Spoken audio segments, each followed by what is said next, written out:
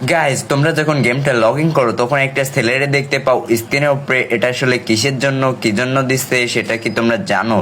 যদি জেনে থাকো তাহলে তোমরা কমেন্ট করো, আমি জানি। আর যদি না জেনে থাকো তাহলে ভিডিওটা সম্পূর্ণ দেখো, তাহলে বুঝতে পারবা কি জন্য ওর ছবি দেওয়া রয়েছে। হ্যাঁ, এটা নিয়ে অনেক কোশ্চেন হতে পারে। গ্রামের একটা সাধারণ ছেলের ছবি ফ্রি ফায়ার গেমের ভিতরে, তাও অফিসিয়াল ভাবে দিয়েছে একটা ব্যানার আকারে। চলো, এটা কেন দিয়েছে আগে আমরা ভিডিওটা দেখে আসি, তারপরে কিছু কথা বলছি।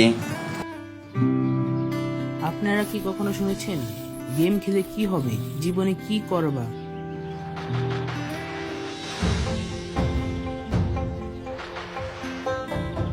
12বার গ্র্যান্ড মাস্টার হয়েছে, মনে একটা আনন্দ আনন্দ ভাব আসছে যে যাক ভালো রেজাল্ট করছে বিদেশ গ্র্যান্ড মাস্টার হয়েছে।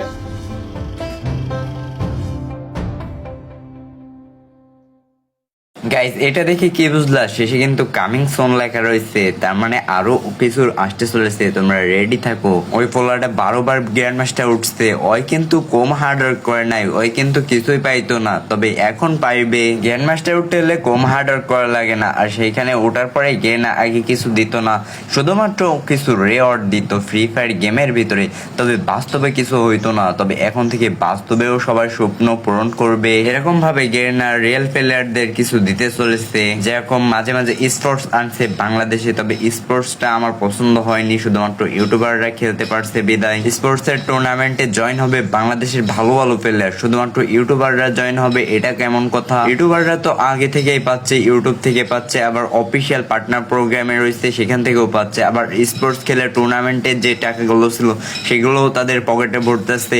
আর তাহলে ভালো প্লেয়ারের দাম কোথায়? ভালো প্লেয়ারের দাম দিবে গেনা এখন থেকে। সো তোমরা আপকামিং এর জন্য রেডি থাকো। আল্লাহ হাফেজ।